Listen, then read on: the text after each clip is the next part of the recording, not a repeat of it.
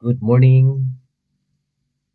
I just want to share mga kapatid, no? Isang magandang encouragement po para sa atin. Sabi ng 2 Corinthians chapter 13 verse 5, examine yourselves to see whether you are in the faith. Test yourselves. Praise God. The only journey is the journey within. Sabi po ni Rainer Maria Rilke. Okay? So, dito tayo, pag-usapan natin ang tinatawag na spiritual growth. Our spiritual and our personal growth begins within.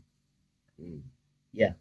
No matter how far we travel or how much we accomplish externally, the greatest journey is the one that transforms in our hearts, in our minds. When we focus on inner growth, we discover God's presence guiding us toward peace, wisdom, and true fulfillment. Okay. So, we need, mga kapatid, na tayo'y lalago within in our hearts and our mind, inside. So, kung ano yung nasa puso mo at sa kaisipan mo, magre-reflect yan, makikita yan sa panlabas, mga kapatid. Amen. Hallelujah. So, nasa sa atin, mga kapatid.